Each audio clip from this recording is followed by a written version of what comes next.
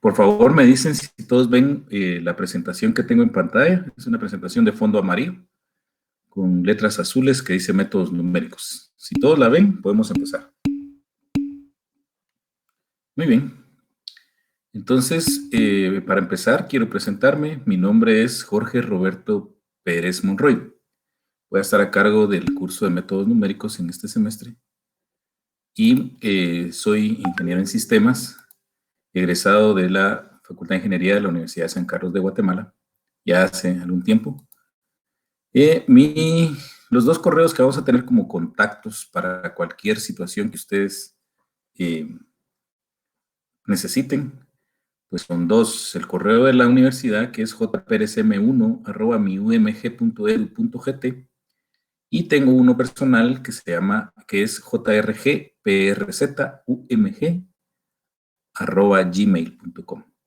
A cualquiera de esos dos correos me pueden consultar cualquier situación relacionada con el curso, ¿sí? Ahora vamos a entrar a ver lo que concierne al curso en sí, ¿sí? El curso pertenece a la Universidad Mariano Gálvez de Guatemala, específicamente en la Facultad de Ingeniería en Sistemas. Estamos en el primer semestre del 2021.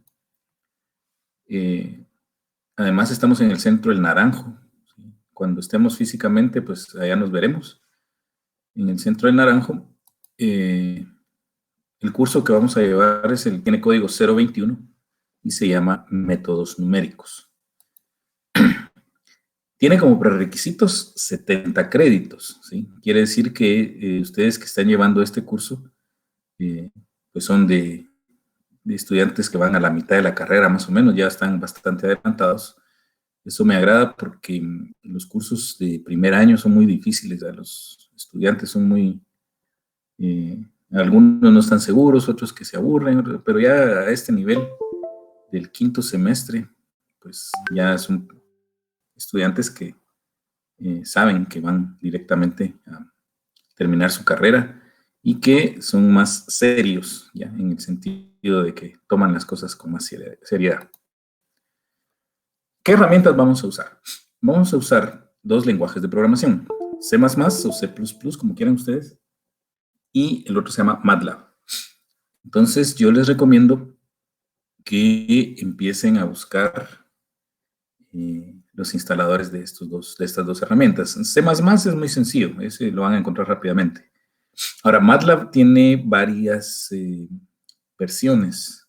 Traten de instalar en su máquina la que pese menos, ¿verdad? La más liviana, porque no le vamos a dar el uso que podrían pensar, no le vamos a sacar mucho provecho, ¿verdad? Entonces solo vamos a ver programar algunos métodos numéricos, tanto en C++ como en MATLAB. Entonces MATLAB, yo les recomiendo que busquen una versión liviana.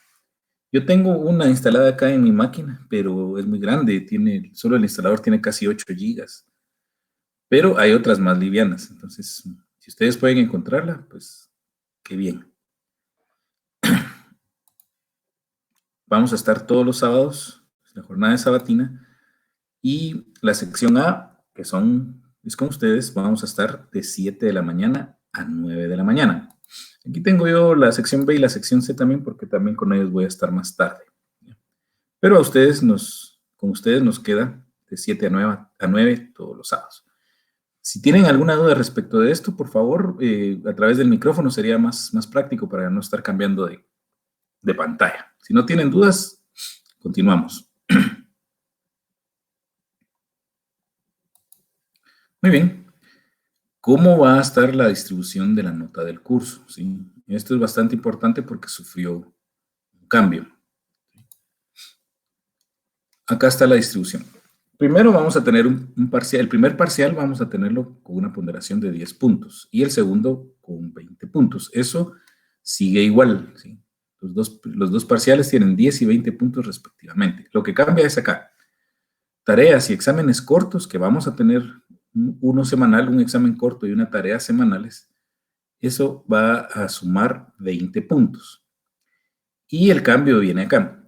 Vamos a tener un proyecto de curso que va a tener 15 puntos. ¿Sí? O sea que ustedes van a poder hacer una zona de máximo 65 puntos. Disculpe, Inge. Al final va a tener 15 puntos. Disculpe la molestia. Fíjese que no se está presentando la... Dígame. Fíjese que no, la segunda página no está... ¿No se ve? No se está presentando, no. Va. La voy a cancelar y vamos a volver a ponerla. Gracias.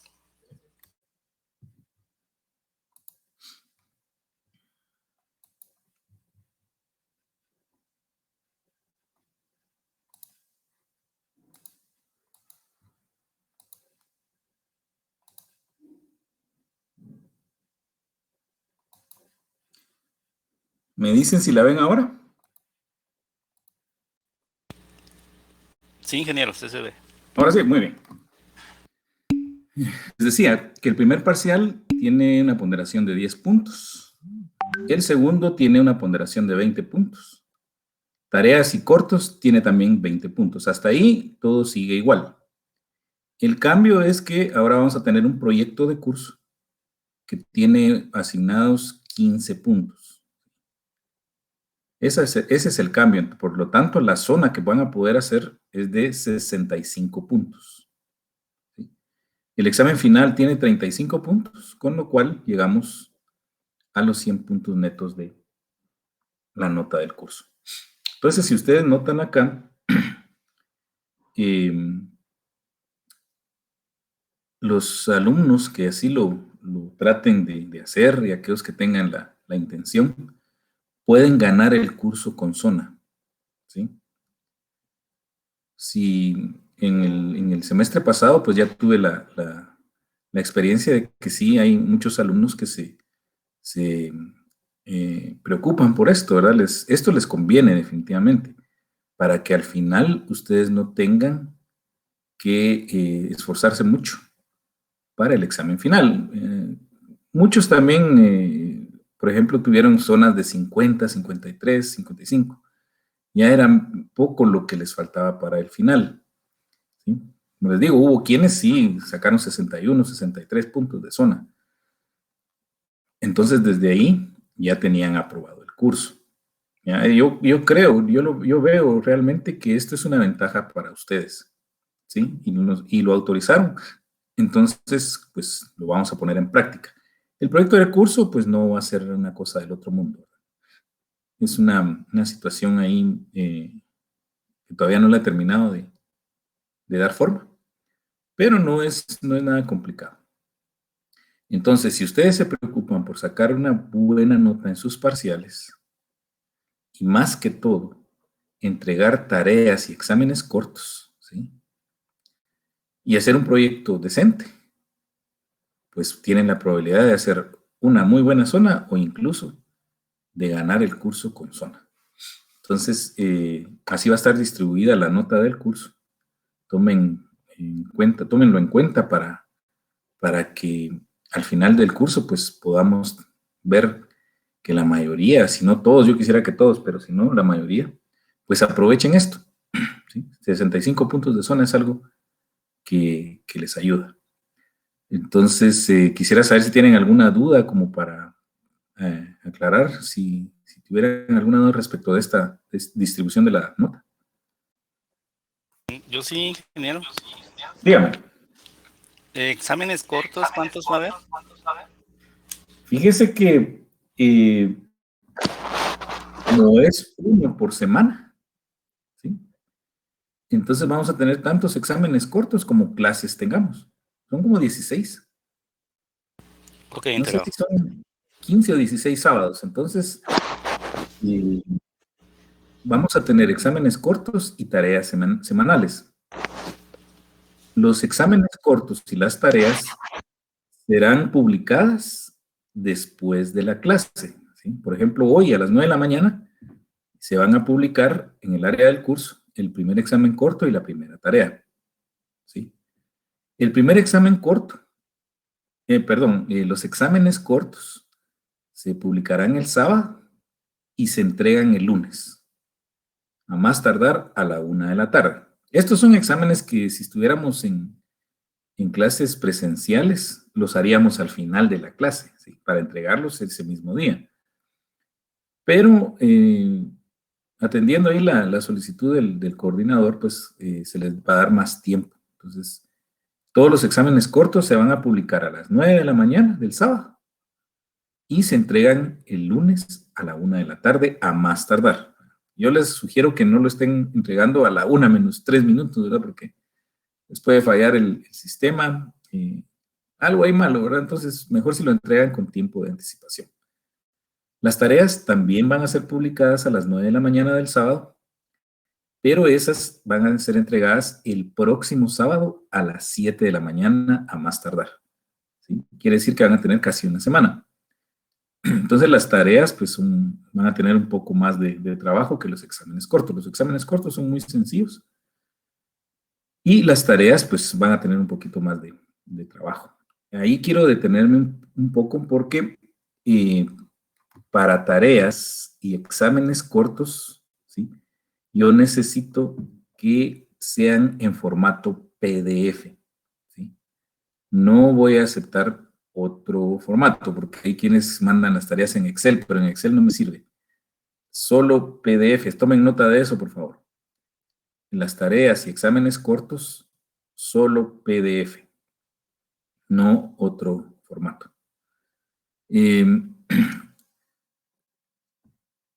No sé, ¿tienen alguna otra duda respecto de esta distribución de la nota, compañeros? ¿Algo más que les cause duda?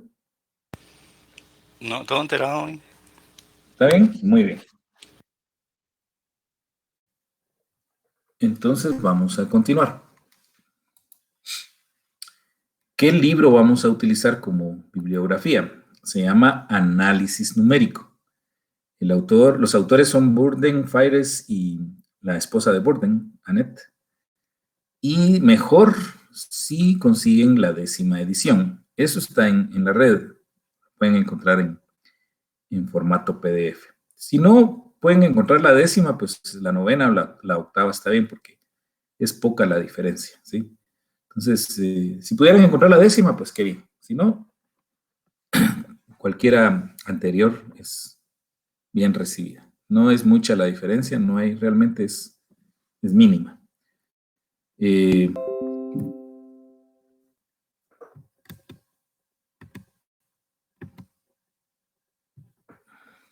Fíjense que, vamos a ver.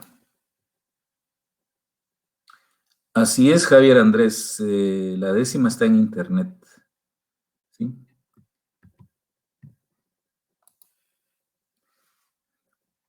Para tareas y exámenes cortos, ¿qué necesito yo? Una carátula. ¿Sí? La carátula la dejo a criterio del estudiante. Hay quienes les gusta, le ponen corazón a eso y lo hacen y hacen un diseño ahí muy bonito. Algunos otros pues son más sencillos, ¿verdad? Solo lo mínimo. Pero lo que yo necesito que lleve cada tarea y corto son sus datos, el nombre, el número de carnet, el número de la tarea y la fecha, ¿sí? Pueden hacer la carátula como a ustedes mejor les parezca, pero deben de incluir esos 4 datos, el nombre, el número de carnet, la tarea, número de tarea y la fecha. Y como les digo, esto pues es muy sencillo, la descripción, en otra hoja debe ir la descripción del problema o los problemas a la que se refiera la tarea o el examen corto. Y una cantidad variable de hojas para la solución del problema o los problemas, ¿sí? Y recuerden, estos tienen que ir en formato PDF. No vayan a subir otro formato porque esos no los califico. Si ustedes lo suben en otro formato, yo no lo califico y tendrían 0 en esa tarea o en ese examen corto, ¿sí? Aquí lo dice, ahora el formato de las tareas y cortos es un archivo en PDF. No se aceptarán archivos en otro formato, ¿sí? Vamos a tener, como les dije, una tarea semanal que se publicará el sábado después de clase y la tendrán que entregar durante la semana hasta las 7 de la mañana del siguiente sábado, a a más tardar. ¿Sí? También tendremos un examen corto semanal que se publicará el sábado después de la clase y lo entregarán el siguiente lunes. O sea, hoy a las 9 se publica el examen corto y lo tienen que entregar el lunes, ¿sí? A más tardar a la 1 de la tarde. Dígame, Néstor. ¿Qué tal? Buenos días, ingeniero. Disculpe si cambió de diapositiva en la presentación. A No nosotros. cambió. No nos cambió. Ah, bueno. Vamos a ponerla otra vez.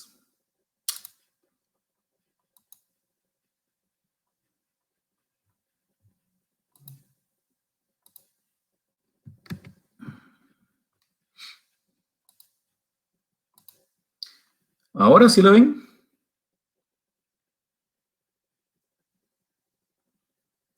Compañeros, ahora sí ven la... Ahora sí se ve, ingeniero. Muy bien. Entonces les decía que tanto tareas como cortos deben de tener este formato más mínimo, ¿verdad? Si ustedes consideran que hay algo más que quieran incluir, pues está bien, ¿verdad? Pero yo espero que cada tarea y corto tenga una carátula. El diseño de la carátula se queda a criterio de cada quien, ¿sí? Pero debe de incluir su nombre, su número de carnet, el número de la tarea o examen corto que corresponda y la fecha. En otra hoja ustedes deben de poner la descripción del problema o los problemas que va a incluir la tarea o el corto. Y la solución del problema o los problemas, pues ahí es una cantidad variable de hojas. Ahí es donde más hojas van a ver. Como les decía, el formato de las tareas y los cortos, pues es en PDF. Y no se van a aceptar tareas y cortos con otro formato. Habrá una tarea semanal que se publicará el sábado después de clase y se entregará el siguiente sábado a más tardar a las 7 de la mañana. Van a tener una semana para hacer la tarea. Además, también tendremos un corto semanal. Este será publicado sábado después de clase y lo van a entregar a más tardar el siguiente lunes a la 1 de la tarde. ¿Sí? Eso no va a cambiar. ¿Sí? Todas las semanas va a ser igual. Entonces ya saben ustedes que al terminar la clase van a revisar en la plataforma de la universidad, entran al curso y ahí va a estar publicado el examen corto y la tarea. Hay quienes hacen las tareas o los cortos a mano, ¿sí? No hay problema. Si en el corto o en la tarea dice específicamente que lo tienen que hacer a mano, pues ahí ya no hay para dónde. Pero si no dice nada, ustedes lo pueden hacer como mejor les parezca también. Como les digo, hay quienes prefieren hacerlo a mano. Es un poco más complejo, ¿va? Porque acá vamos a ver muchos algoritmos. Entonces, lo mejor es que los algoritmos los llevemos al lenguaje de programación C++ o MATLAB y presentar los resultados con capturas de pantalla, ¿sí? Pero eso, como les digo, lo dejo a criterio de ustedes. A no ser que diga otra cosa, pues va a ser criterio de ustedes. Si lo dijera así específicamente que es a mano, pues entonces a mano. Pero no. De lo contrario, pues ustedes pueden usar la herramienta que prefieran. Muy bien. Entonces, eso es con respecto ¿cómo se llama?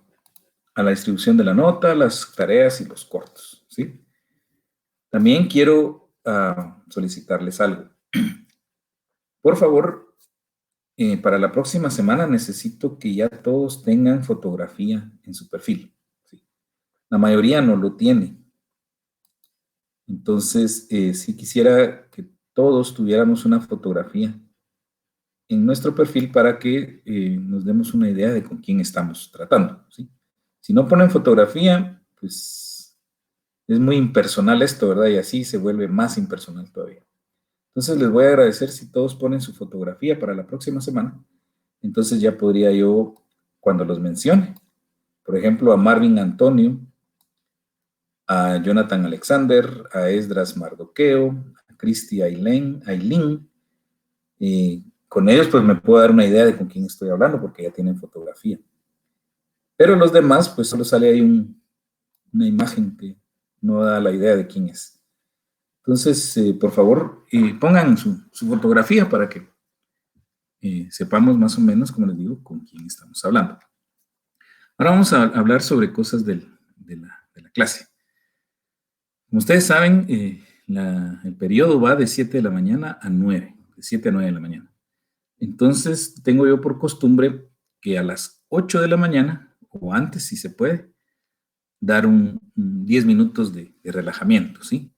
Todos los sábados vamos a empezar a las 7 y poquito antes de las 8 vamos a tener 10 minutos para relajarnos, porque yo comprendo que estar sentado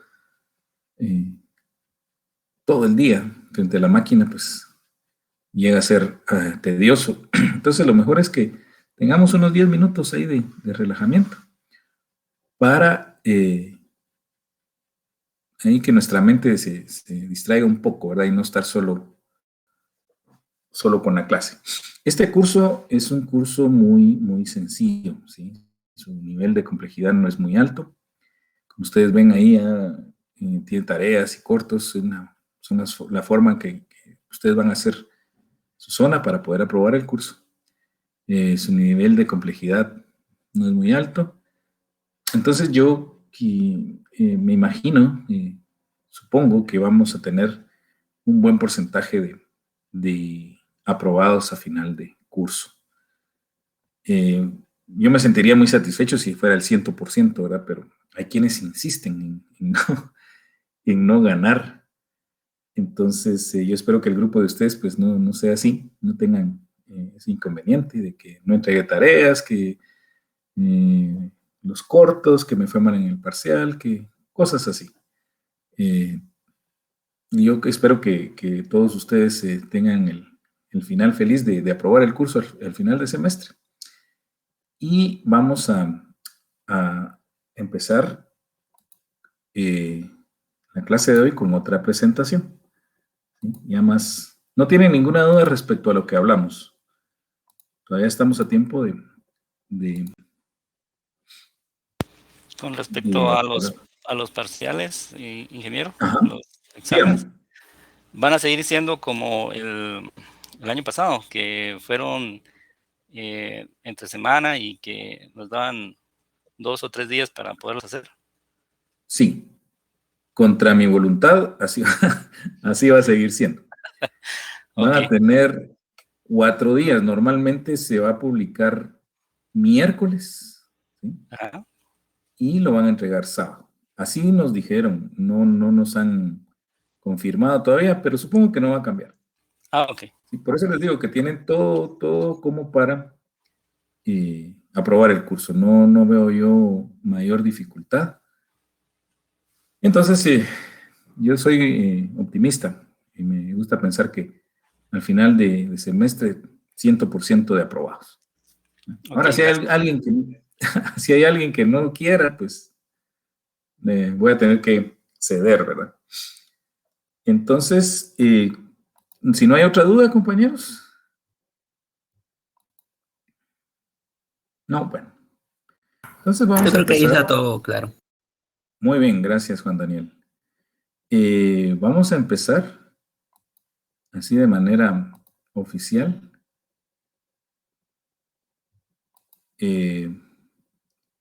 Viendo algo que ustedes ya han de dominar, pero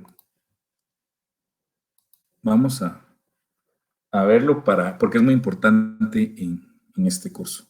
Me avisan si dejan de ver la presentación. Y cualquier duda, yo prefiero que la hagan a través del micrófono, ¿sí? Vamos a ver qué es una función. Veamos, ¿quién de ustedes me puede decir qué es una función? Puede ser una función en general, así, de manera general, o una función matemática, cualquiera de las dos. ¿Quién sabe? ¿Quién tiene una idea de qué es una función? Eso lo vieron ustedes en su curso de precálculo.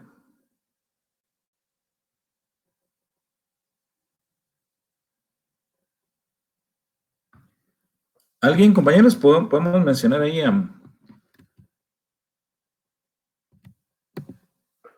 alguno? Vamos a ver.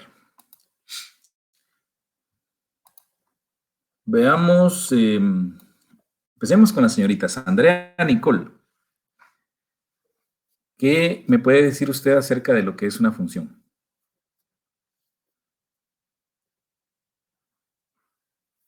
Andrea Nicole, ¿está por ahí?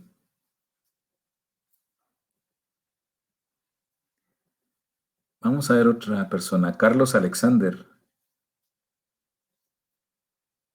Carlos Alexander Pascual. No. Fernando José Rodríguez.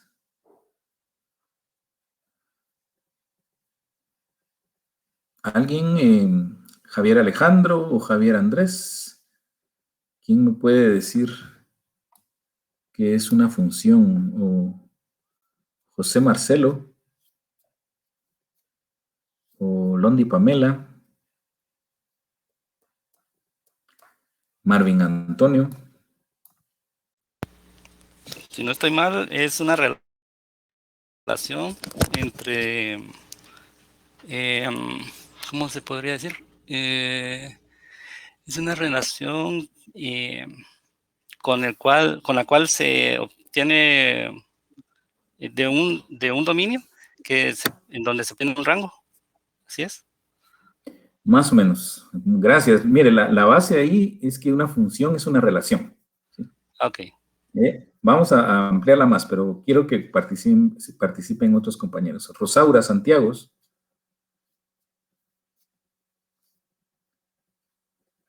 O Lourdes Alejandra.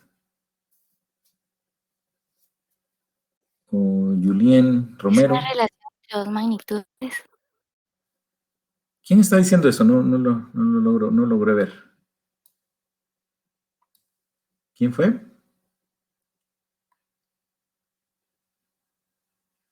Bueno, en esencia, una función es una relación, como dijo el compañero, ¿sí?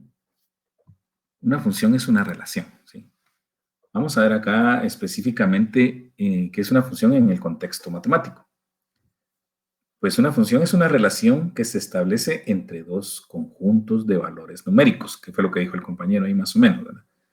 Entonces nosotros tenemos dos conjuntos numéricos y a través de la función, ¿sí? A través de esa relación, a cada elemento de un grupo o de un conjunto se le asigna 1 o 0 elementos del otro grupo o del otro conjunto, ¿sí?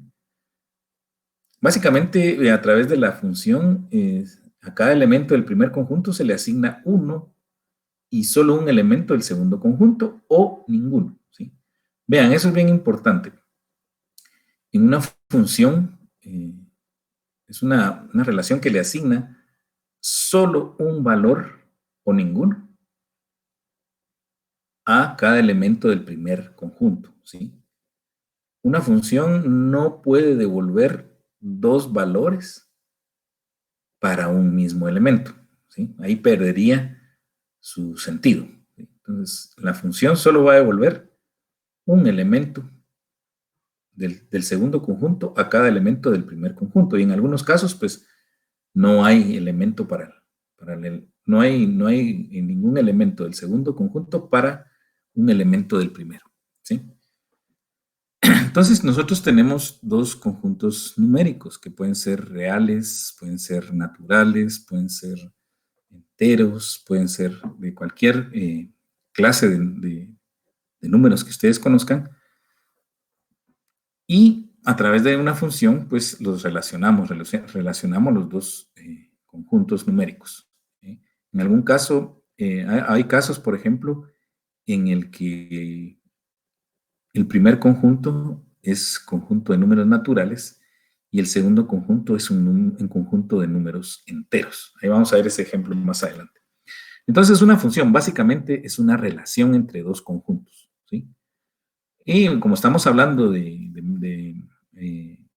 estamos en un curso de matemática, pues los dos conjuntos van a ser numéricos, ¿sí? Porque una función en general, pues, es una relación que une dos conjuntos, que podrían ser conjuntos de cualquier cosa, pero vamos a hablar sobre matemática únicamente. Entonces los dos conjuntos son conjuntos de números, ¿sí? Al primer conjunto, ¿sí? Al conjunto se le llama conjunto dominio, ¿sí? Y al segundo se le llama conjunto codominio. Entonces, ya hablando más formalmente, una función es una relación que a cada elemento del dominio le asigna un valor o un elemento del codominio, ¿sí? Entonces, vamos a hablar así formalmente de dominio y de codominio cuando hablemos de una función. Dados dos conjuntos, supongamos que tenemos dos conjuntos, ¿verdad? Un conjunto que se va a llamar A y el otro se va a llamar B. Una función es la asociación que se produce cuando a cada elemento de A, que se le llama el dominio, se le asigna un único elemento de B o ninguno. Recuerden que puede ser que también no haya ningún elemento de B para un elemento de A. ¿Sí? Al elemento del conjunto A se le denomina variable independiente, ¿sí? Pero a cada elemento del codominio se le llama variable dependiente, ¿sí? Quiere decir que los valores del conjunto B dependen de los valores del conjunto A, ¿sí? Entonces, hay variables independientes y variables dependientes. Cada variable es un elemento de cada conjunto. Para hablar así en general, de función en general, veamos este ejemplo.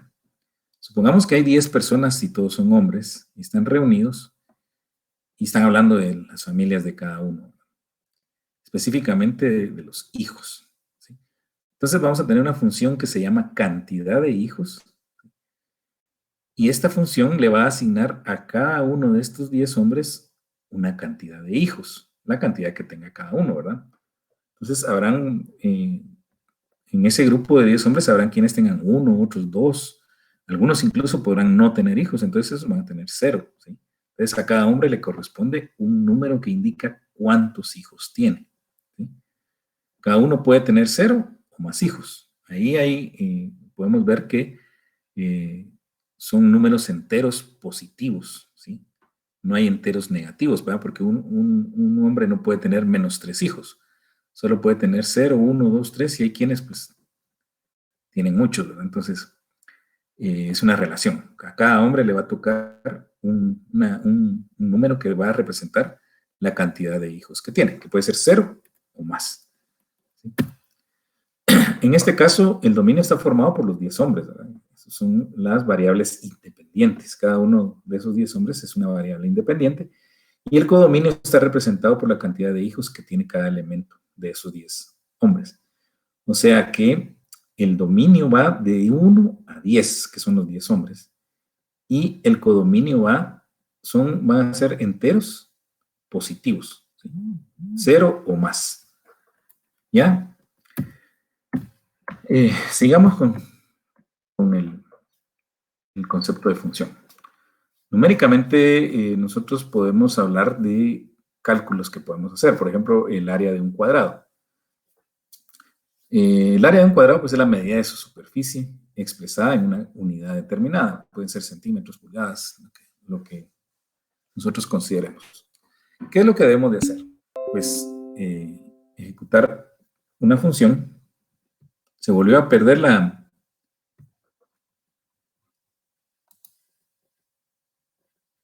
bueno, algo está sucediendo porque está... Inge, fíjese que yo creo que usted nos está presentando en Blackboard ¿cómo se llama? El PowerPoint, pero la aplicación. No nos está presentando las diapositivas. Sí, vamos a Voy a ver ahorita, espérenme.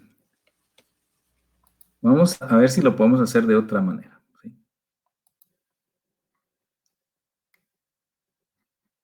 Vamos a ver si lo puedo hacer desde acá.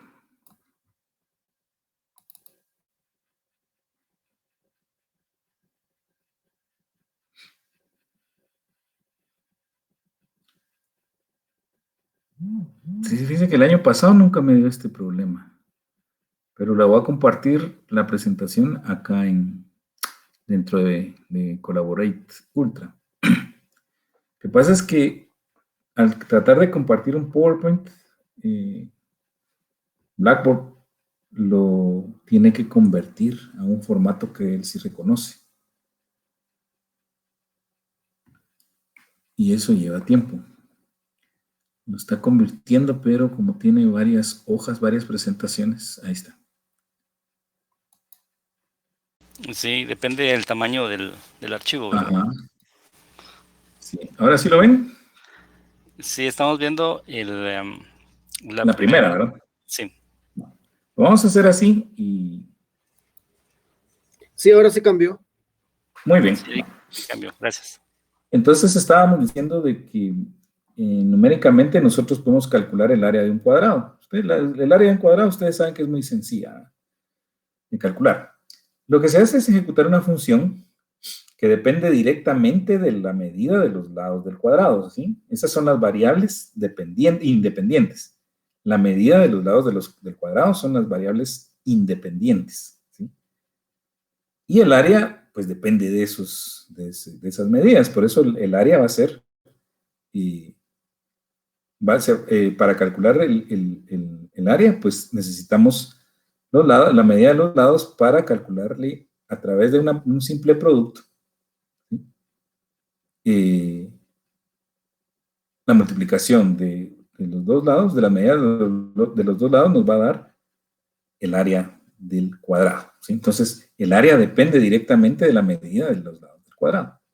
Entonces, esa función, que podemos llamar nosotros área cuadrado, lo que nos va a pedir es cuál es la medida de los lados, ¿sí? Y eso lo multiplica entre sí, y lo que obtenemos es el área, ¿sí? Algo parecido podemos ver o ver con el viaje, si hacemos un viaje en un carro, ¿sí? La duración, ¿sí?, de ese viaje va a depender, por ejemplo, de la velocidad a la que viaje el carro. Entonces, la duración es la variable independiente y la velocidad es la variable dependiente, ¿sí? Entonces, hay que notar que la proporción entre el tiempo y la velocidad es inversa, ¿sí?, ya que a más velocidad, menos tiempo, ¿sí? Acá viene un ejemplo que nos va a mostrar más claramente esto. Tenemos un conjunto de números enteros. Ustedes saben que los números enteros están compuestos por los enteros negativos, el 0, y los enteros positivos. Si a cada uno de ellos, ¿sí?, si a cada uno de estos enteros le asignamos su cuadrado, ¿sí?, su valor elevado al cuadrado, ¿sí?, entonces a cada uno de estos le corresponde únicamente un cuadrado, ¿sí? Y todos estos cuadrados son números enteros, ¿sí?, pero enteros positivos. Ustedes saben que el cuadrado de un número negativo es un número positivo, ¿sí? Entonces, si el dominio son los números enteros, negativos, 0 y positivos, y a cada uno de ellos se le asigna su valor elevado al cuadrado, vamos a tener como codominio el conjunto de números naturales, ¿sí? Entonces, a cualquier número entero le calculamos su cuadrado, siempre vamos a obtener un número natural. Entonces, esta función va de los enteros a los naturales, ¿sí? Entonces, esta función tiene un dominio en los números enteros, que son negativos, 0 y positivos, y su codominio serán el conjunto de números naturales. El conjunto de números naturales va de 0 hacia todos los enteros positivos. Esa función nosotros la podemos representar por medio de una ecuación, ¿sí? F de n va a ser igual a n al cuadrado. Entonces acá n, que es el dominio, va a ser todos los enteros, ¿sí? Y su codominio va a ser n al cuadrado, que cualquier entero elevado al cuadrado me va a dar un número positivo, un entero positivo, y a los enteros positivos se les llama el conjunto de números naturales. Entonces, vamos a ir cayendo poco a poco en que las funciones las vamos a representar por medio de ecuaciones, ¿sí? Por ejemplo, este ejemplo muy sencillo, ¿verdad? Cada número entero le vamos a calcular su número elevado al cuadrado o su cuadrado, entonces la función la podemos representar de esta manera. F de n va a ser igual a n al cuadrado, ¿sí? Entonces, poco a poco vamos a ir viendo, entrando en esta área de las ecuaciones, que necesitamos comprender bien todo esto para entrar a lo que son métodos numéricos, ¿sí? Vamos a estudiar un poquito de funciones, así rápidamente. El estudio de o análisis de las funciones, pues requiere de varios aspectos, ¿sí? El primero es asegurarnos de que la función es continua en un intervalo, ¿sí? ¿Qué significa que una función sea continua? A ver, ¿quién me puede decir qué significa que una función sea continua? Que no tiene intersección entre los dos puntos, entre los dos vértices. Más o menos. A ver, ¿quién era el otro que iba a participar? Yo, ingeniero, si no estoy mal, creo que su gráfica no tiene ningún corte entre el intervalo que se está...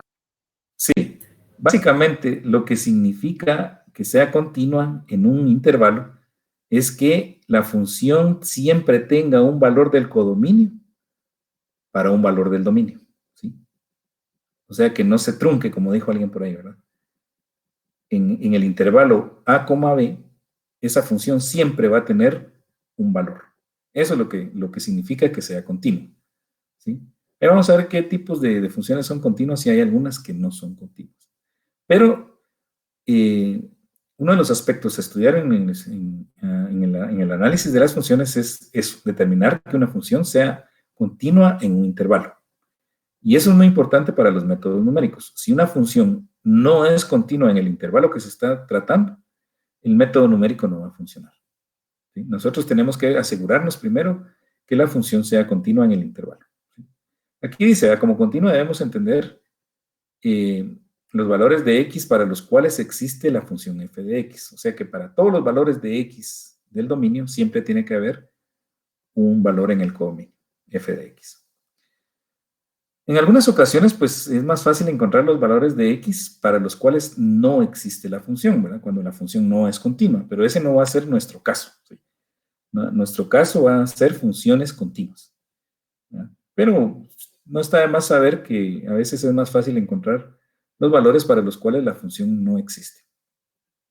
El dominio de la función, ¿sí?, será todos los números reales, ¿sí?, exceptuando los valores para los cuales no existe la función, ¿sí? Eso es muy, muy sencillo. Veamos este pequeño ejemplo, ¿sí? Eso va a depender de la forma que tenga la función. Imaginémonos que es una función racional, ¿sí? Racional, ¿se acuerdan ustedes? Significa todo aquel número que puede ser expresado como una fracción, ¿sí? Entonces, la función f de x va a ser igual a g de x sobre h de x. El valor que va en el numerador es una función y el valor que está en el denominador es otra función, ¿sí? Por eso se le llama una función de forma racional. Esta función f de x va a existir o va a ser continua siempre y cuando el denominador no sea cero. Si en algún momento el denominador se hace cero, ¿qué pasa? Pues una división entre cero no existe, ¿sí? Y haría que la función f de x no fuera continua. Pero si nunca, o al menos en el intervalo que se estudie, esta función h de x no se hace cero, entonces la función será continua, ¿sí? En este caso dice que la función no existe cuando la función h de x es igual a cero. ¿Por qué? Porque al hacerse cero esto, deja de existir la función. La división entre cero no está definida. Por lo que podríamos encontrar nosotros para qué valores h de x es igual a 0. Y si existen esos valores, pues entonces su dominio estará entre todos los reales menos los valores que hacen que esta función sea 0. ¿Sí? Entonces resolvemos la ecuación h de x igual 0 para buscar sus raíces, y si tuviera raíces, entonces esta función no es continua en un intervalo. ¿Sí? Entonces, si eso existe, se dice que el dominio de la función será todos los reales, exceptuando las raíces de la función h de x. Hay otras funciones que son de forma radical, que es cuando se calcula la raíz cuadrada o la raíz enésima de una función h de x. Aquí va a depender, ¿verdad?, de cuál es el n, el radical, ¿sí? Si n es par, entonces f de x existe solo para h de x positivo, ¿sí? Si es impar, puede que f de x sea negativa, ¿sí? Y si es negativa, pues, si este es par y este es negativo, no se puede. Por ejemplo, si este fuera el cuadrado, la raíz cuadrada de menos 25, todos sabemos que no existen los números reales, ¿sí? Entonces, esta función f de x va a tener un dominio en el intervalo siempre y cuando no se cumplan estas condiciones. Aquí ya es un poquito más compleja que esta, porque aquí solo era encontrar los valores que hacen de h de x igual a 0. Aquí no, hay que encontrar los valores de n y el signo de h de x. Entonces, eso nos va a ayudar a determinar qué funciones son continuas en un intervalo. ¿Sí? Por ejemplo, esta tiene un ejemplo aquí muy sencillo. ¿Sí? La raíz cúbica de menos 8 es menos 2, y eso no hay ningún problema. Pero si aquí fuera un número par, ¿sí?, fuera raíz cuarta, raíz cuadrada, raíz sexta, de un número negativo no va a existir. ¿Sí? Entonces, ahorita tengo yo las 8 de la mañana. Vamos a dejar los 10 minutos de relajamiento que les dije al principio. Y regresamos a las 8:10 para seguir viendo el análisis de las funciones numéricas. ¿Sí? Entonces, regresamos en 10 minutos, compañeros. Pueden ir a tomarse un café y yo eso voy a hacer. Buen provecho para aquellos que estén todavía disfrutando su desayuno. Permítame 10 minutos y regreso. Gracias, Inge.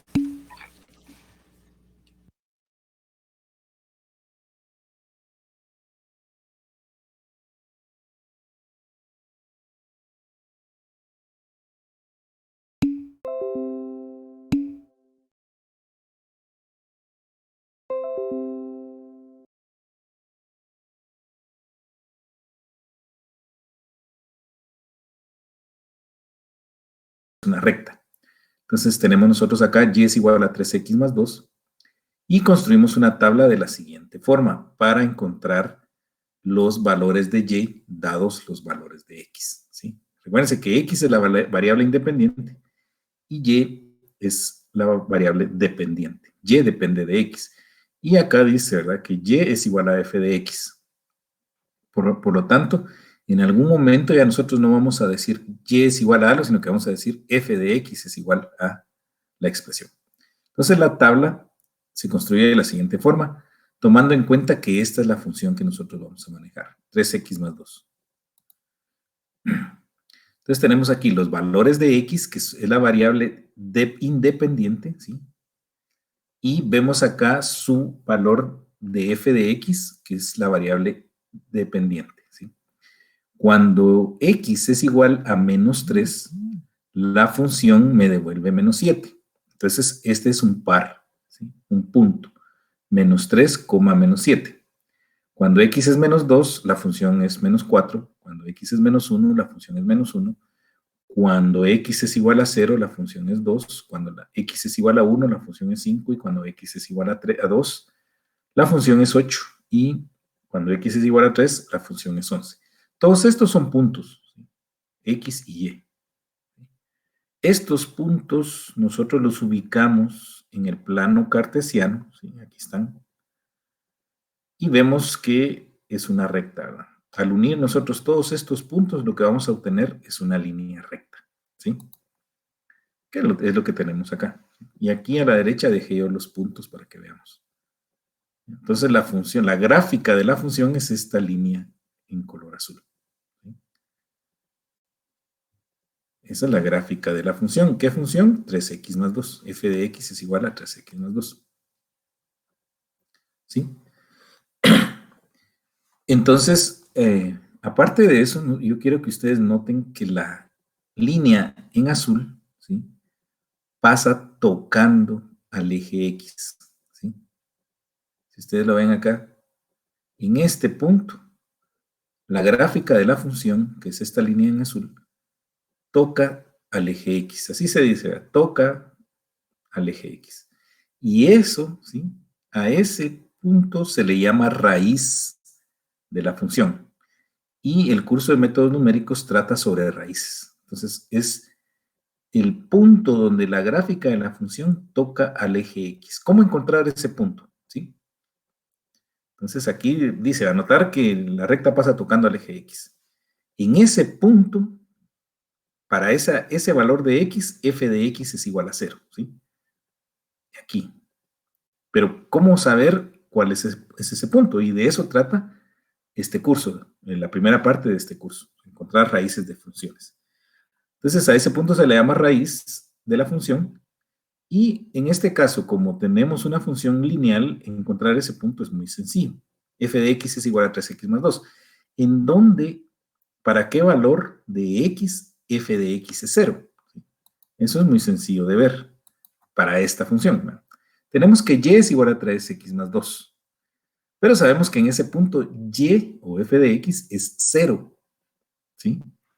Lo que queremos saber es para qué valor de x la función devuelve 0. Entonces lo que hacemos es igualar a 0. ¿Sí? En vez de y o f de x ponemos 0. Y es igual a 3x más 2, porque sabemos que lo que devuelve del lado derecho es 0. Entonces este lo ponemos como 0.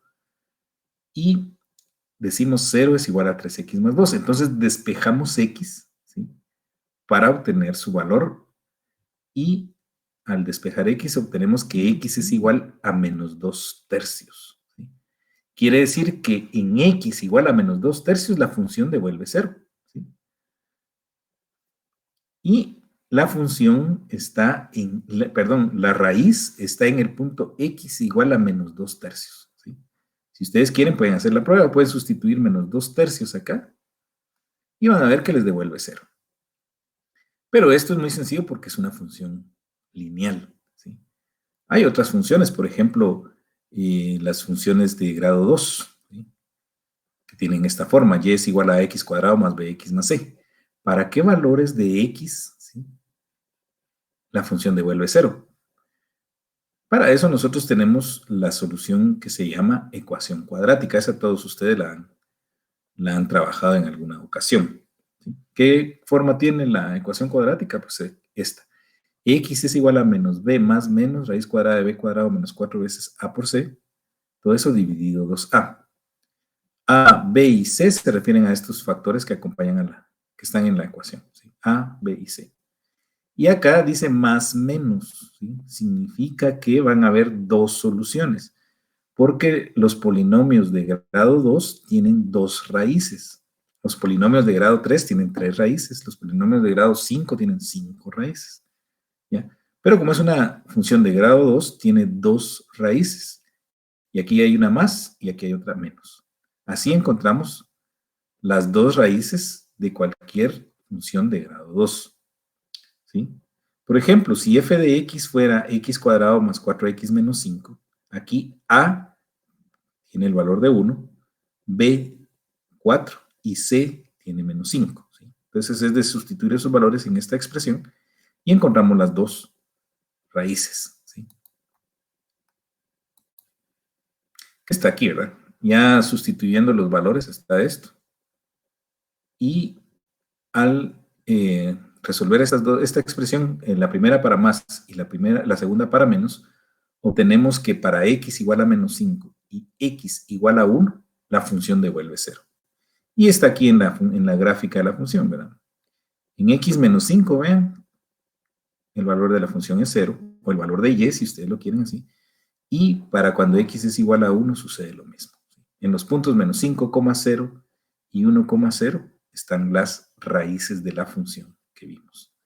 Entonces, una función lineal o una función cuadrática de grado 2, mejor dicho, es muy sencillo encontrar sus raíces.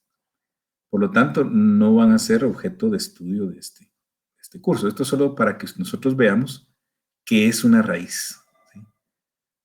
¿Qué es la raíz de una función? Al proceso de encontrar las raíces, así como estos dos que vimos, se les llama método directo o método analítico, porque nos dan la solución directamente, ¿sí? Si ustedes vieron en la función lineal, solo despejamos x, en la función de grado 2 tenemos la cuadrática y nos dan las soluciones exactas, directamente. Pero hay funciones que no nos permiten eso, no tenemos la facilidad para encontrar las raíces de una manera tan sencilla, ¿sí? Entonces, cuando no tenemos un método analítico o método directo para eso, necesitamos métodos numéricos. Y esa es la primera parte del curso, ¿sí? Por ejemplo, para encontrar las raíces de esta función, que es x al cubo menos x, ¿sí? Lo que podemos hacer es una tabla igual que hicimos con la función lineal. Le damos valores a x para obtener f de x. Entonces, para x menos 2, la función devuelve menos 6. Estamos trabajando con esta, x al cubo menos x. Para x igual a menos 1 me devuelve 0. Para x igual a 0 me devuelve 0. Para x igual a 1 me devuelve 0. Y para x igual a 2 me devuelve 6. Y como es una función de grado 3, pues tiene 3 raíces. Y aquí están, miren. En menos 1, 0, 0, 0 y 1,0. Ahí están las 3 raíces. Para arriba, para atrás o para abajo, ya no hay más raíces. Las 3 raíces de esa función están acá, ¿sí? Entonces las raíces están en x igual a menos 1, x igual a 0 y x igual a 1. Al ver la gráfica de esta función x al cubo menos x, ¿sí? Vemos, aquí está en menos 1, en 0 y en 1. Esta es la gráfica de la función, vean la forma que tiene. Pero en los puntos x igual a menos 1, x igual a 0 y x igual a 1 están las raíces, ¿sí? Ahí la función devuelve un valor 0. En este caso fue muy sencillo también encontrar las raíces. Los métodos numéricos pues sirven para cuando las funciones no dan esas facilidades, ¿sí? Entonces, antes de seguir, compañeros, quisiera saber si tienen claro qué es la raíz de una función.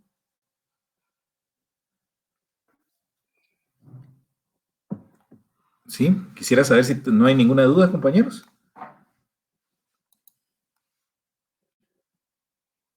¿Todos lo tienen claro? Sí, genial, claro. Muy bien, entonces vamos a continuar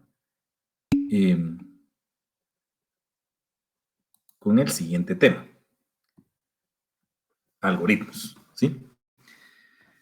Los métodos numéricos se basan en algoritmos, ¿sí? Cuando una función es muy compleja y no tiene un método directo o analítico para encontrar sus raíces, pues nosotros necesitamos de métodos numéricos. Y los métodos numéricos se basan en algoritmos, ¿sí? Es bueno decir ahorita que un método numérico difícilmente me va a dar la solución exacta de las raíces. Los métodos numéricos lo que hacen es que nos dan una aproximación a la solución, ¿sí? Ténganlo claro. Un método numérico no nos va a dar la solución exacta, sino que nos va a acercar o aproximar a la solución, ¿sí? Eso es lo que vamos a hacer con los métodos numéricos. Y como les digo, están basados en algoritmos. Nosotros sabemos que un algoritmo, pues, depende en qué momento lo hayamos visto, hemos escuchado diferentes definiciones de lo que es un algoritmo.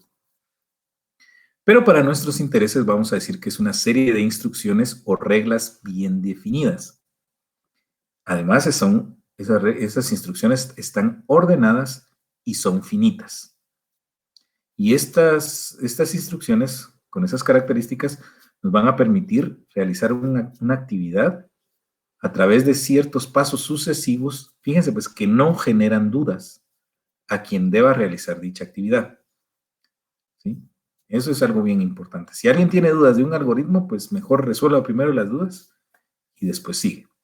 ¿Sí? Un algoritmo necesita un estado inicial y un conjunto de entradas. ¿Sí? Esos son conocidos como parámetros. Entonces, si nosotros seguimos esos pasos en ese orden, ¿sí?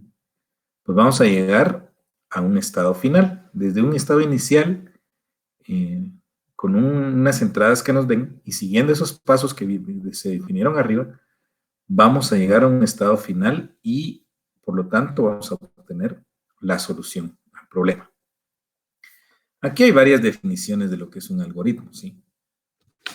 Como les digo, ustedes han de haber visto alguna de ellas en algún momento, con conjunto ordenado infinito de pasos que permiten hallar la solución a un problema, o una secuencia de pasos que conducen a la realización de una tarea, o es la descripción exacta de la secuencia que se ha de realizar un conjunto de actividades tendientes a resolver un determinado tipo de problema o procedimiento.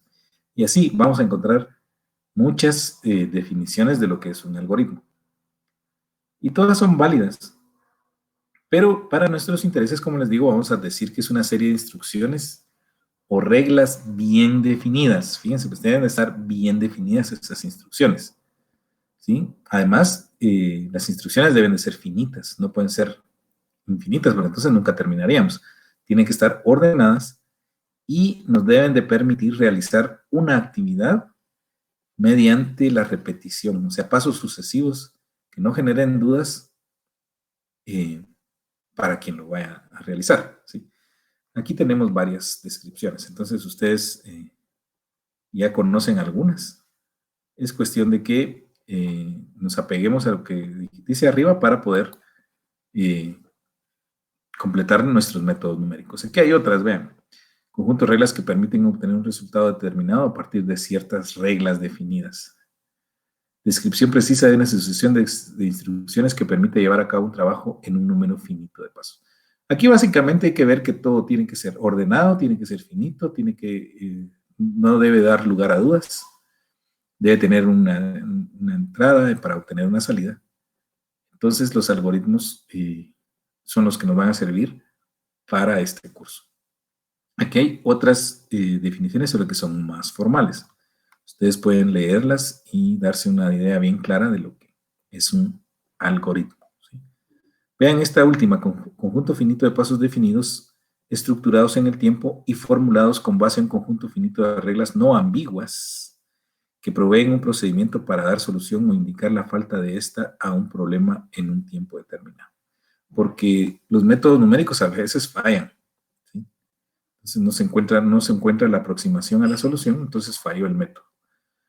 O el método encontró una aproximación a la solución. ¿Sí? Entonces, si nosotros tenemos claro lo que es un algoritmo, pues no vamos a tener problemas con esta primera parte del curso. Podemos ver que los algoritmos tienen ciertas características que están muy marcadas. Primero, debe ser definido. ¿Sí? Quiere decir sin ambigüedad. ¿Sí? Ambigüedad significa cuando algo tiene diferente significado para diferentes personas. Eso es ambigüedad. Yo pienso que es una cosa, otra persona piensa que es otra y así. No. Un algoritmo para todos debe de tener el mismo significado. No debe haber ambigüedad. ¿Sí? Además, cada paso del algoritmo debe indicar la acción a realizar. ¿Sí? Sin dudas. Debe ser finito, o sea, en algún momento debe terminar. Tener 0 o más entradas. Lo normal es que tenga más de una entrada, una o más entradas. Si tiene 0 entradas, pues no tiene mucho sentido. Pero todos los que nosotros vamos a ver tienen más de una entrada. ¿Sí? Datos proporcionados como insumo, o sea, parámetros. Tener una o más salida. Por supuesto que nuestros algoritmos van a tener varias salidas, y eso lo vamos a ir viendo poco a poco. ¿Sí? Además, debe ser efectivo. ¿Sí? El tiempo y el esfuerzo para cada paso realizado debe ser preciso. No debemos perder tiempo en hacer otras cosas. ¿Verdad? Entonces, nuestros algoritmos deben de tener estas características. Además de los algoritmos, existe lo que se llama diagrama de flujo. El diagrama de flujo es otra forma de interpretar un algoritmo, ¿sí? Es la representación gráfica de un algoritmo. ¿Sí? Aquí lo que se usa son figuras geométricas para indicar el proceso que se está haciendo. Y aquí hay algunos, ¿verdad? El círculo indica el final o el inicio o final del diagrama. Un cuadrado, un proceso, procesar datos. Una línea continua es el flujo de información que va de una figura a otra. Y así aquí están todos. Yo creo que todos sabemos también que es un diagrama de flujo. Es una forma de representar un algoritmo. ¿Ya? Y si ustedes quieren, pueden trabajar algoritmos o pueden trabajar diagramas de flujo. No hay ningún problema. Aquí hay unos ejemplos, vean. Aquí a la izquierda está el diagrama de flujo y a la derecha está el algoritmo para resolver el mismo problema. ¿Sí? Entonces, ustedes pueden usar un diagrama de flujo o pueden utilizar un algoritmo. ¿Sí? Lo importante acá es saber interpretar cualquiera de los dos, porque estos los vamos a tener que nosotros que pasar a, ya sea a C++ o a MATLAB, ¿sí? Para poderlos trabajar. Entonces, nosotros tenemos, aparte de saber interpretar diagramas de flujo y algoritmos, tenemos que saber programar, ¿sí? Tanto en C++ como en MATLAB, que son lenguajes muy sencillos, la verdad no tienen mayor complejidad. Vean este ejemplo. Este es un algoritmo y un diagrama de flujo para calcular las potencias de 2 comprendidas entre 0 y 10. ¿Sí? O sea, va a estar 2 a la 0, 2 a la 1, 2 a la 2, así hasta 2 a la 10. Entonces, eso se resuelve acá a la izquierda con este diagrama de flujo, ¿sí? Y aquí a la derecha está la misma solución, solo que con un algoritmo. ¿Sí?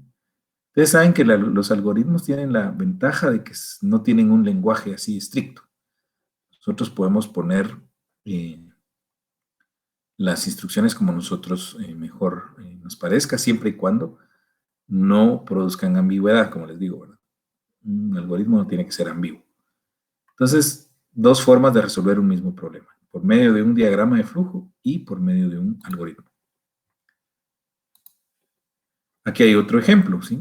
Algoritmo de diagrama de flujo que lee 3 números, comprueba si la suma de cualquier pareja de ellos es igual al tercer número, indicando si se cumple o no esa condición.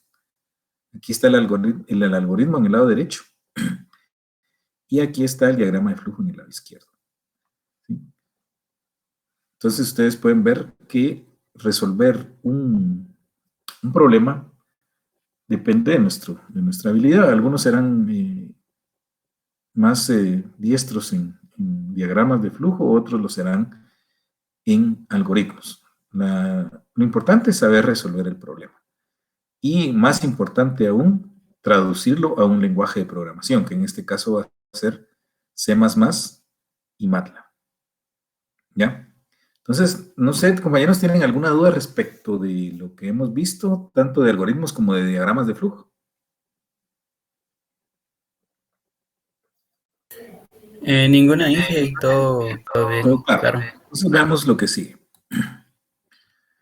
Este es el primer examen corto, el que van a tener que entregar ustedes. Néstor, no vamos a utilizar ningún software para algoritmos, ¿sí? Lo que sí vamos a necesitar es lenguajes de programación, el C++ y MATLAB. Pero los algoritmos ustedes lo pueden hacer como mejor les parezca. Muy bien, vean. Empecemos con el primer examen corto. Este es el que será publicado ahorita a las 9. Y ustedes van a tener que entregar el lunes a la 1 de la tarde a más tardar. Aquí hay un diagrama de flujo, ¿sí? Se supone que la variable A ya fue ingresada arriba, ¿verdad? Eso es un parámetro. Entonces, acá yo no les digo qué es lo que hace este diagrama de flujo, ¿sí? Pero lo que yo necesito en ese examen corto es que primero ustedes traduzcan este diagrama de flujo a un algoritmo. ¿Sí? Entonces ustedes van a interpretar este diagrama y lo van a trasladar a un algoritmo. ¿Sí? También necesito que me digan qué es lo que hace este diagrama o este algoritmo. ¿Sí? Como les digo, aquí no les menciono yo qué es lo que hace. ¿Sí? Pero ustedes, usando su lógica e interpretando las instrucciones que están acá, van a decirme qué es lo que hace el algoritmo. ¿Sí? ¿Ya? Entonces aquí tienen que usar ustedes mucha lógica, mucha intuición para determinar qué hace el algoritmo. Entonces, por favor, quiero que ahorita se pongan a analizar esto, ¿sí? Porque de todo modo lo van a tener que hacer porque es el primer examen corto. Ya a las 9 será publicado. Entonces, por favor, si veamos si en estos minutos que nos quedan, ustedes logran determinar qué hace bueno, es un algoritmo o diagrama de flujo. Y también, si lo pueden interpretar, entonces lo van a pasar a un algoritmo. Después van a tener que hacerlo en un lenguaje de programación, pero primero no pueden hacerlo si no saben qué es. Néstor, tol es tolerancia, ¿sí? Y tolerancia aquí dice que es igual a 10 a la menos 5. Significa que es un número muy pequeño, ¿sí? Tolerancia, vamos a ver después, que es un error que estamos dispuestos a aceptar en el cálculo, ¿sí? Entonces, tenemos aquí todavía unos 20 minutos para que ustedes me digan qué hace ese algoritmo o diagrama. Y si pueden de una vez, lo convierten a algoritmo. ¿Sí?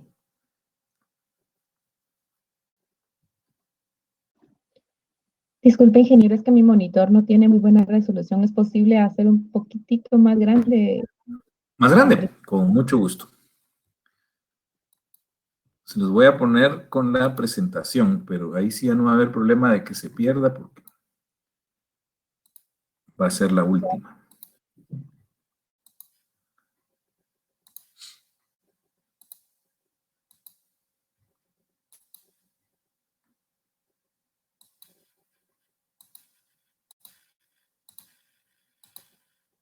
¿Lo ven ahí ahora?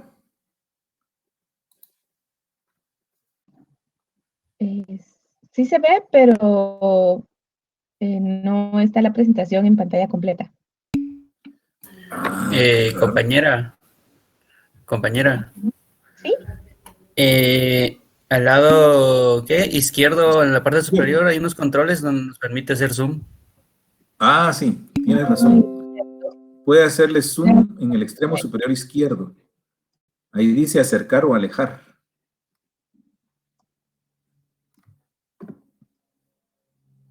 Gracias. De todos modos, yo les voy a publicar esta presentación como parte de ¿cómo se llama? El material ahí en el área del curso.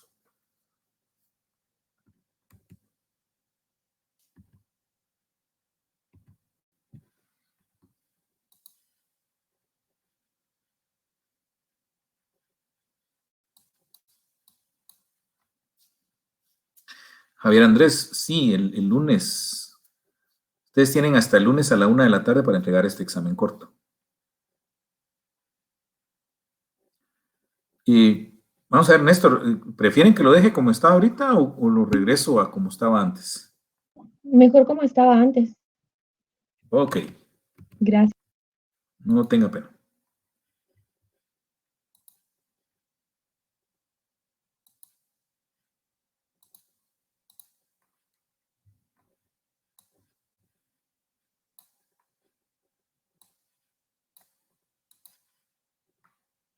Ahí está.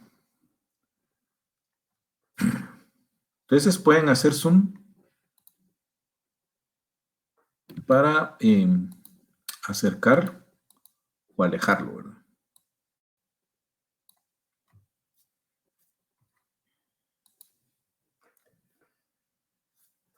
Entonces, si ustedes siguen la ejecución de ese algoritmo o ese diagrama, van a determinar qué es lo que hace, ¿sí? Qué es lo que hace el algoritmo. Y esa es parte de la respuesta que me tienen que dar en el examen corto.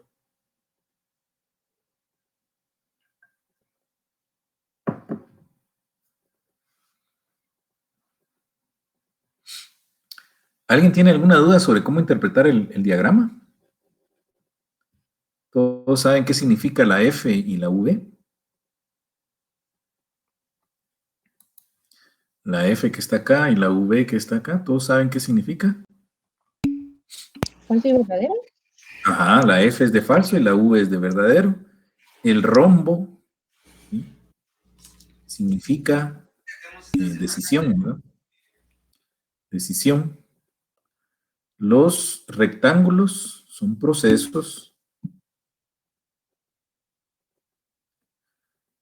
Mire, pues, a las 9 de la mañana se va a publicar tanto el primer corto como la primera tarea y ahí van a ver ustedes lo que se les pide. Entre lo que se les pide está lo que les estoy diciendo acá, ¿sí? Parte de lo que se pide es eso, la interpretación de qué hace este diagrama, ¿sí? No es algo muy complicado. Miren, pues, les voy a dar la primera parte. Acá pregunta si el valor ingresado como parámetro, que se llama A, es mayor que 0. ¿Sí? Y entonces yo les sugiero que intenten acá ustedes con A, solo que sean enteros positivos. No vayan a usar con decimales porque entonces se complica un poco más. No es que se complique, sino que llevaría más tiempo, pero traten con enteros positivos. Porque aquí si es menor que 0 les dice falso y el resultado es 0 y termina la ejecución del diagrama, ¿verdad? Solo funciona cuando A es mayor que 0 y se viene de este lado y hace todo esto, ¿verdad? Podrían probar les voy a dar, fíjense, pues hasta les voy a dar el chivo. Prueben con 9, con A igual 9, a ver qué pasa.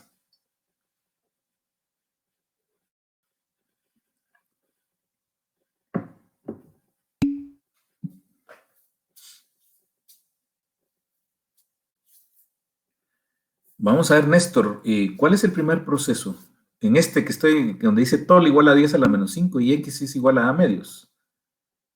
Sí, acá, como les digo, los rectángulos implican proceso, que se va a procesar algún dato.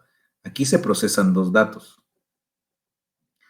Una variable que se llama tol va a tomar el valor de 10 a la menos 5. Es un número muy pequeño, como les digo. Y otra variable que se llama x va a ser igual a dividido 2. A fue el valor que se ingresó aquí como parámetro. Después de eso, se pasa a otro proceso, donde se procesa la variable y la variable e y la variable x. Al procesar eso, pasa a un rombo, que es el de decisión, ¿verdad? La decisión me va a decir si el resultado es verdadero o es falso. Si es falso, vuelve a esta caja. Y así se está. Media vez sea esta decisión sea falsa, el resultado de esa decisión sea falso, se va a regresar, ¿sí? Hasta cuando sea verdadero se va a venir acá. Pero, ¿qué es lo que hace en esa vuelta? ¿Qué es lo que hace? Yo les sugiero que empiecen con A igual 9.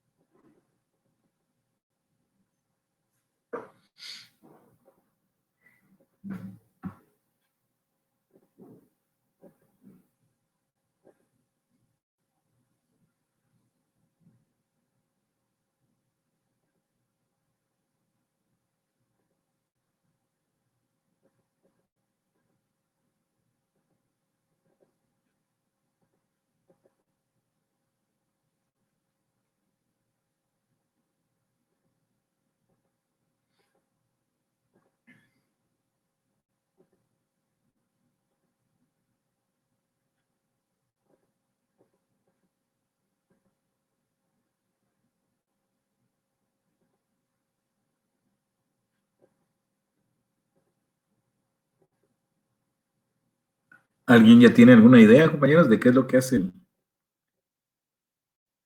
el algoritmo o el diagrama?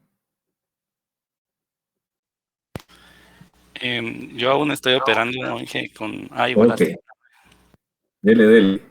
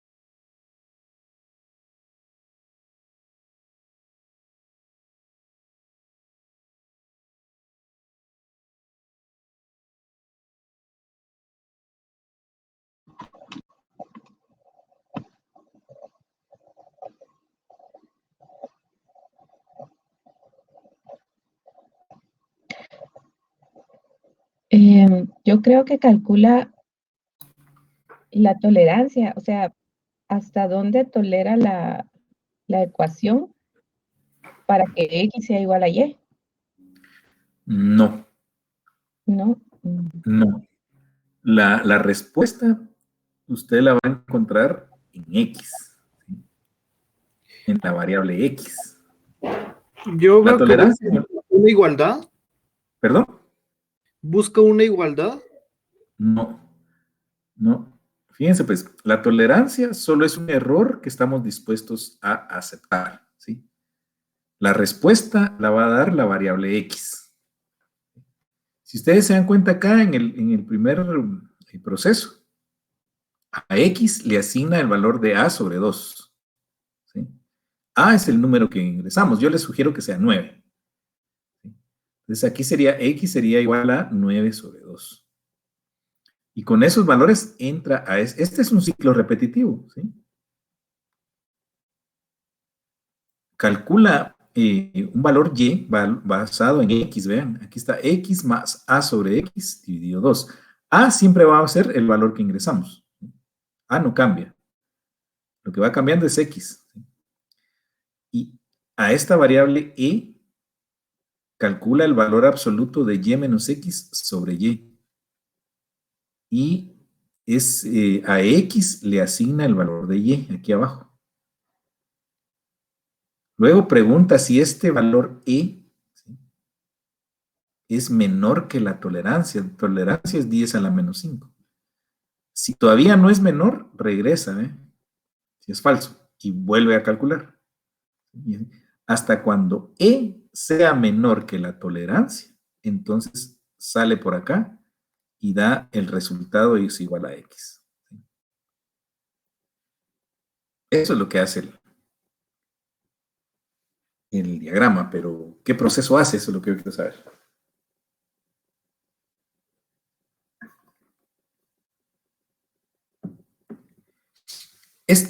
Igual que está aquí, X igual a Y, es una asignación.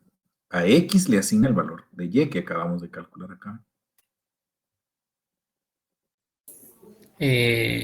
Ingeniero, si no estoy mal, creo que busca un valor cuando la tolerancia, así como dijo José, que la tolerancia sea menor que lo que se le asigna aquí arriba, que en este caso creo que es 0.00001 más o menos. Entonces, le asigna el valor que se encuentra en la función de y, sí, en la función de y, a x, siempre y cuando esa tolerancia sea menor a la e. No sé si No, estoy en lo es al correcto. revés. Es al revés. La tolerancia nunca cambia, vean. Aquí le asignamos a tol 10 a la menos 5. Y eso nunca cambia. Si ustedes se dan cuenta, aquí ya no se vuelve a hacer ninguna asignación a la variable tol. La que sí va variando es la variable e. A esta e es de error. Entonces, aquí lo que se compara es si el error que vamos cometiendo es menor que la tolerancia. ¿Sí? Cuando ese error ya sea menor que la tolerancia, sale y da el resultado.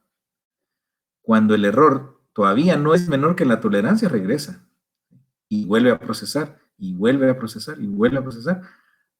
Y cuando ya el error es menor que la tolerancia, la respuesta la tiene esta variable que se llama x.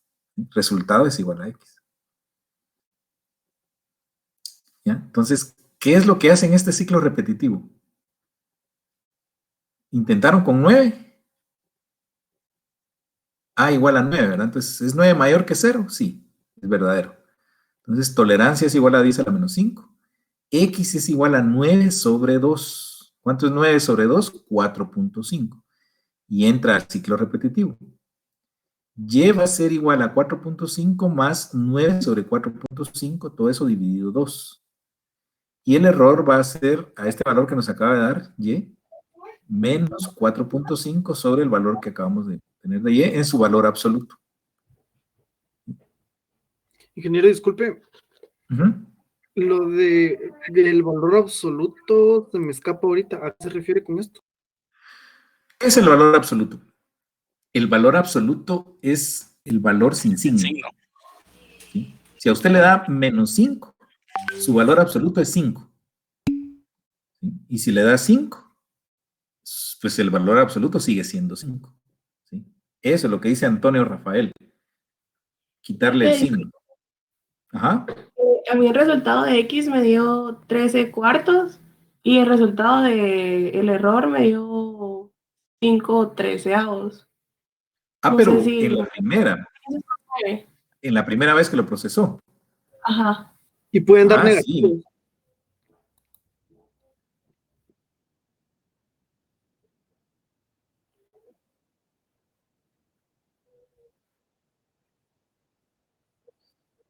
Ajá.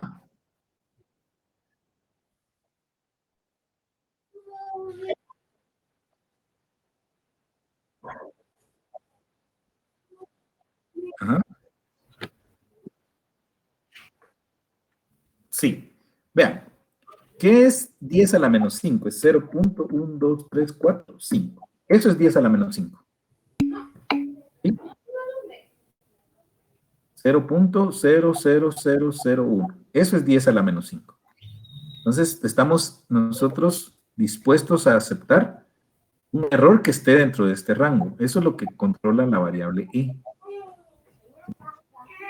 El error. Pero a lo que nosotros nos interesa es el valor de x. ¿Sí?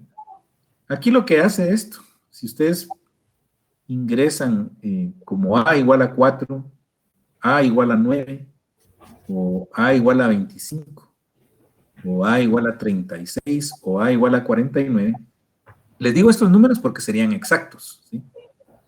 Lo que calcula esto es la raíz cuadrada, ¿sí? Del número de a. Cuando ingresan ustedes el valor de a, lo que hace esto es calcular una aproximación a la raíz cuadrada de ese número a, con un error de 10 a la menos 5. Entonces, si ustedes hacen esto para cualquier valor positivo, por supuesto, lo que están haciendo aquí es una forma de calcular la raíz cuadrada. ¿Sí?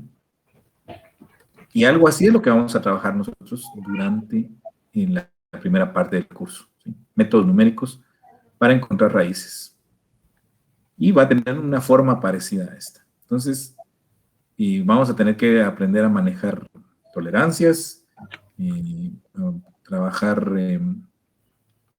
¿cómo se llama? Raíces, a aproximar raíces en un intervalo dado. Tenemos que aprender a que debemos de determinar primero si la función es, ¿cómo se llama? Continua en el intervalo, cosas así. Entonces, ya dentro de 5 minutos se va a Ingeniero, Ajá. una pregunta. En este caso, la tolerancia de 10 a la menos 5 es de un elemento específico. Sí, la tolerancia es un error. Okay, y siempre sí. se va a dar como un dato. Ok, en la explicación del algoritmo, ¿necesita que averigüemos la tolerancia de qué elemento es o solamente? No, miren, la tolerancia, ustedes digan que la tolerancia es el error que estamos dispuestos a aceptar. ¿Sí? Ah, ok. O sea, nosotros estamos dispuestos a aceptar un error de 10 a la menos 5. Cuando E, que es esta variable, que calcula el error en cada iteración, ¿sí? Cuando ese error sea menor que la tolerancia, entonces ya cumplimos. ¿Sí? Superamos el error y entonces podemos dar el resultado exacto. ¿Sí? Bueno, ingeniero, yo solo logré hacer hasta el segundo ciclo. Así Va a ser que como el cuarto ciclo más o menos, ¿verdad? sí, Sí, más o más o menos menos. como el cuarto y el quinto más o menos llega. Va a depender de A. Sí, entonces vean, pues, en 5 minutos, menos de 5 minutos, se va a publicar el examen corto y ustedes van a poder ver ahí la descripción, ¿sí? Del problema. Y resuélvanlo y lo suben a más tardar el lunes a la 1 de la tarde. Bueno, entonces lo vamos a dejar acá, compañeros. La próxima semana empezamos con el primer método numérico. Y espero que estén bien. Nos vemos el próximo sábado a las 7 de la mañana. Buen día, ¿Sí? ingeniero, gracias. Bueno, pues que Gracias. descansen. Muy buenos días. Feliz día. Gracias.